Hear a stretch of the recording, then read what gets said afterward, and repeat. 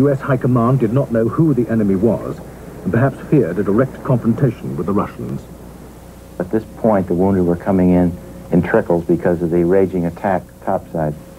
And I thought to myself, it's much better to be down here than up there, because I could hear the pounding on the rockets on the metal plating on the ship, and it was very much like somebody beating a sledgehammer on a trash can that you'd have over your head. John Scott called me down to the damage control. He was the damage control officer. He says, get to the bridge right away. There's fire up there and put it out. So I got two guys and we went up to the bridge. And there was the water we had was very insufficient. So we had CO2 bottles. And we used the CO2, but it was napalm and it wouldn't quit burning. It just kept on burning.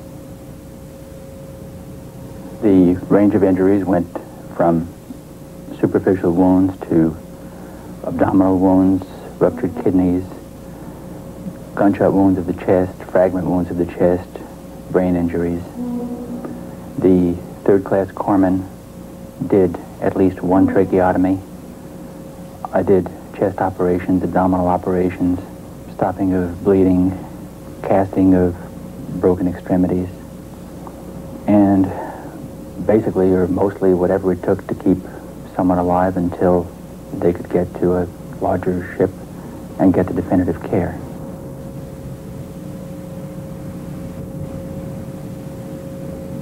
The atmosphere everywhere on the ship was of bewilderment.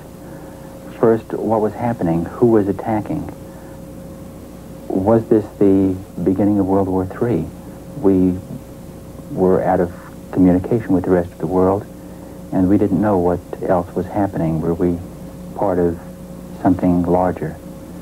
The men on the ship, the wounded, were asking, does anyone know what's happening? Beyond, of course, the question that they had, which is, what's happening to me? Am I going to live?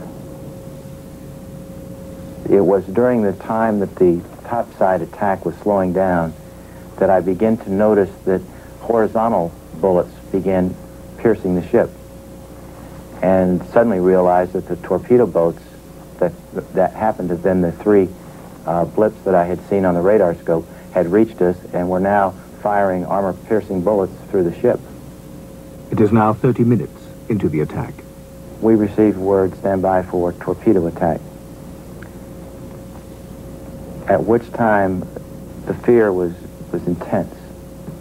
We knew that if we took a torpedo where we would die instantly.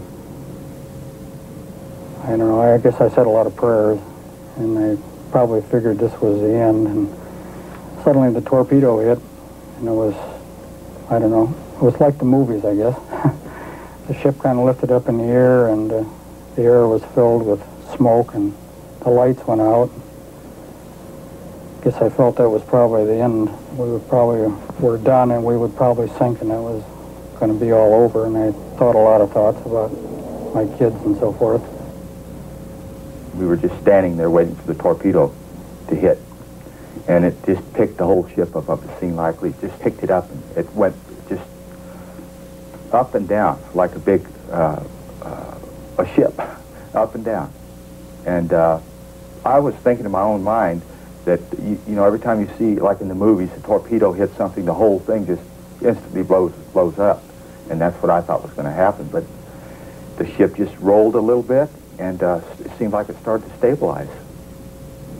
And the next thing I remember was coming to in water in a totally darkened space. I tried to stand up, and I couldn't. My left leg wouldn't support me. I didn't know it then, but both bones in my left leg had been broken. Fortunately, my leg was still together, but I did not know that. I remember crying out, my leg's broke, I can't see, get me out of here. And then I don't remember anything else until I was topside. Apparently, in that span of time, every man in the space I just stepped out of, my entire division, had died instantly. A torpedo had entered the ship at deck level in that space and had killed all the men in it. 18 years old through to 20-year retired military. Should have been retired. They died in an instant. They never knew what hit them. Men around me died and lived. by sheer grace of God, if you will. Some of the men that lived tried to evacuate the space, and I happened to be dead away at the only ladder out of the space. And somebody stepped on me, and when they did, I groaned. And when I groaned, they said, "There's a live one," and they pulled me out.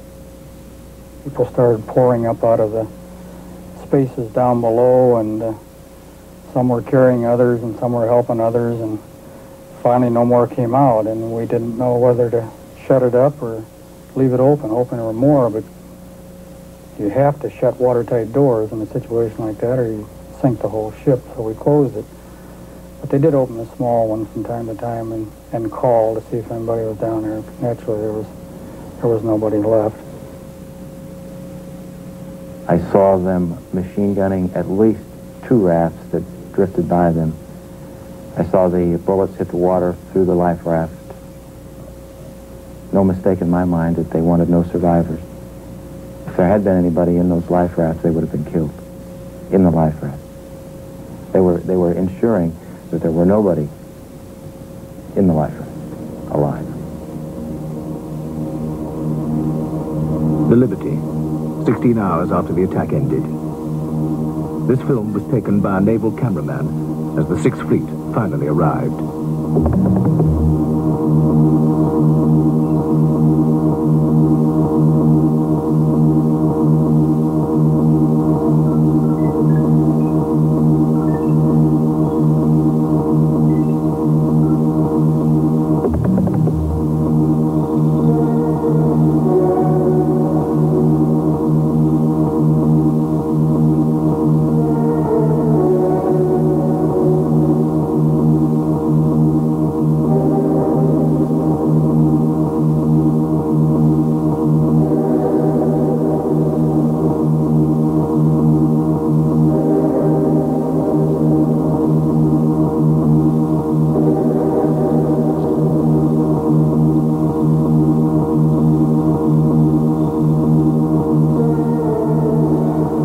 The attack had lasted about an hour.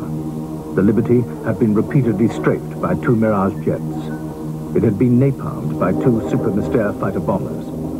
6 torpedoes had been fired, one scoring a direct hit amidships. It destroyed all the Liberty's electronic surveillance equipment, which had in fact only managed to pick up 7 broadcasts from Cairo radio. In the attack, 34 men had been killed and 171 wounded.